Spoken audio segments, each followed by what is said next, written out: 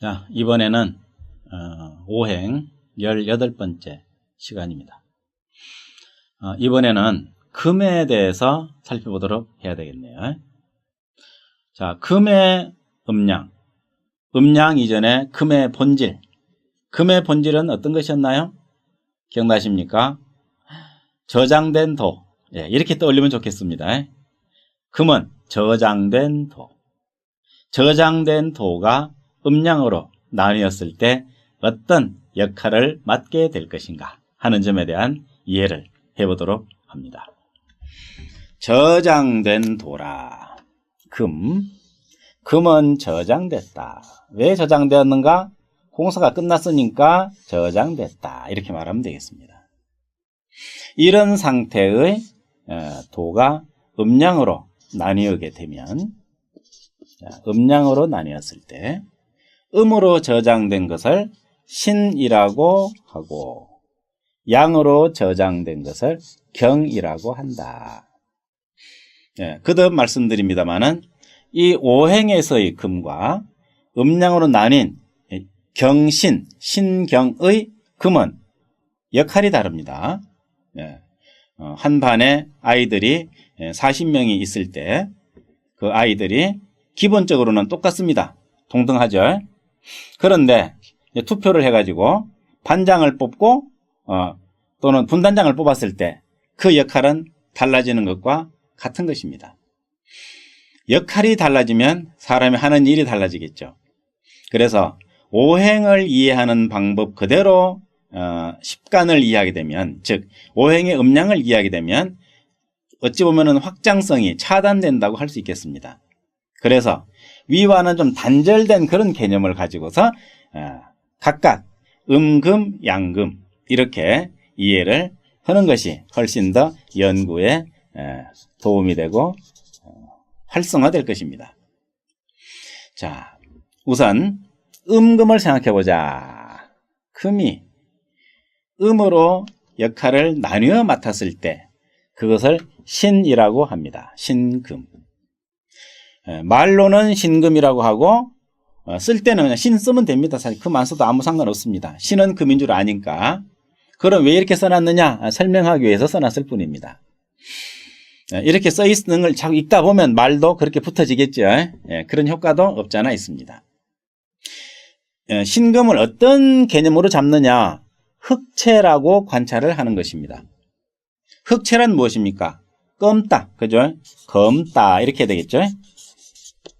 자, 금은 검은색, 색으로 치면은 검은 것, 그것을 금의 음이라고 이해를 합니다. 자, 검은 것이 도대체 뭘까? 검은 건 두 가지가 있습니다. 모든 것을 빨아들여서 검어지는 것, 그것이 이러한 검은색이 되겠죠. 이거는 모든 빛을 빨아들임으로써 검게 보이는 것이라고 합니다. 빛이 안 보이니까 우리 눈에는. 그러면 검은 게 되지 않았나요? 또 하나가 있습니다. 빛의 부재. 검다는 것에 두 가지가 있다는 거 재밌죠? 흡수도 검게 보이고 부재도 검게 보인다. 부재란 무엇인가? 부재란 어둠 같은 것입니다. 어둠은 빛의 부재인데 깜깜해 보이죠. 검게 보이죠. 그러니까 밤을 그림으로 그리는데 무슨 색을 칠하겠습니까? 밤을 표시하려면 검은색을 칠해야 되겠죠. 그 검은색 또는 검정색, 밤의 어둠이 사실 다르죠. 느낌은 확실히 다르지만 이렇게 표현할 때는 검다고 표현할 수밖에 없는 것이 인간이 갖고 있는 언어의 한계가 아닐까 싶습니다. 그래서 설명이 필요하겠죠. 자, 흡수해서 검은 것은 물체가 됩니다. 어떤 물체는 검은 빛이 납니다. 블랙푸드라고 해서 검은 빛이 나는 물체들을 많이 좋아하죠. 포도라든지 블루베리라든지 이런 것들 말이죠. 블루베리, 블루가 검은 뜻인가요? 색깔은 검은데 하여튼 상관없습니다. 이름이 그러니까. 이렇게 물체가 검은 것도 있고 물체와 상관없이 빛이 없음으로 검은 것도 있습니다. 여기서 신금은 어느 쪽일까? 물론 둘 다 포함합니다만은 2번에 더 가까운 것으로 이해를 합니다. 빛의 부재. 그야말로 암흑 이런 말을 하죠. 암흑, 어둡다. 암흑. 이런 의미가 되고 또 물질로 봤을 때 흡수하는 것도 마찬가지로 통용이 됩니다. 전혀 다른 건 아니죠. 비슷하니까 보통 사촌 정도로 볼 수 있겠습니다. 이것을 금 자체가 뭐냐면은 정신이라고 했는데, 자, 정신을 논할 때 정신의 음량이라고 할 수 있겠느냐? 당연히 할 수 있죠. 정신의 음은 뭐냐? 검은 것입니다. 검은 정신은 무엇일까요? 자, 탐욕이라고 말할 수 있다. 세 번째 뜻이 되겠습니다. 탐욕도 어두운 것이다. 그러면 되겠죠. 자, 이래 놓고 생각해 봅니다. 그러면 정신이기 때문에 정신은 물질적인 관점으로 보기가 좀 관찰하기 어렵지 않겠느냐. 그러나 행위를 보면 알죠.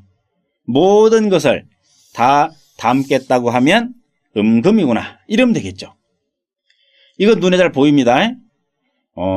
뭐든지 갖다가 쌓아놓는 사람들, 금의 성향이 됩니다. 고장난 가스레인지라도 버리지 않고 쌓아놓는다면 그것 또한 금의 영향이라고 할 수 있을 것입니다. 이렇게 양금에 비해서 음금은 검다? 그럼 양금은 희다. 그럼 되겠죠. 희다. 검다 반대는 희다니까 희다는 것은 어떤 의미일까? 모든 것을 반사해서 흰 것도 있습니다. 반사하면 물체가 반사물체라고 해야 되겠죠. 물체가 반사를 하게 되면 희게 보입니다. 가령 이 색깔 같은 거죠. 희게 보이는 것은 반사해서 그렇다. 또 하나는 뭘까요? 투명한 것이 있습니다. 투명한 것은 사실은 맑게 보이는 거죠. 흰 게 아니고 맑다. 맑은 물. 그죠? 음료수. 물 한 바가지 딱 떴을 때 그 물빛은 맑습니다. 이것이 양금의 상징으로 채용되는 의미가 되겠습니다. 그러니까 빛이 없으면 어두워지고 어차피 그것도 투명은 투명이죠. 빛이 없다는 것 없을 뿐이지. 그러면 빛이 있으면은 투명이 그대로 드러나는 것입니다. 그래서 이것을 우리는 경의 상태, 양금의 상태라고 이해를 합니다. 또 하나는 세 번째 개념 뭐가 있을까요? 탐욕과 상대되는 말이면 좋겠습니다. 무심. 좋겠네요. 어때요? 무심. 무심 뒤에 어떤 말이 붙으면 적당할까요? 도인. 좋습니다. 무심 도인. 자, 경은 희다는 개념, 신은 검다는 개념이 있다. 이 둘이 서로 갖고 있는 같은 금이지만 다 같은 정신이죠. 그러나 딱 음양이 나뉘는 순간 희다 검다로 됩니다. 우리 마음, 사람의 마음이 있습니다. 이 마음이 있는데 이 마음이 희기도 하고 검기도 합니다. 도인에 가까워지는 것은 점점 탈색이 되는 과정입니다. 원래는 검은색이겠죠. 원래 인간은. 그럼 성악설입니다. 이것이 성악설. 원래 검다가 이제 돌을 많이 닦고 공부를 많이 하고 사유를 많이 하면서 점점 지혜로워진다면 그때는 이제 탈색이 되는 겁니다. 회색이 되었다가 점점점 짙은 회색이 옅은 회색이 되었다가 이제 흰색이 되어버리는 거죠. 여기서 말하는 흰색은 백색을 말하는 게 아닙니다. 투명색을 말하는 것입니다.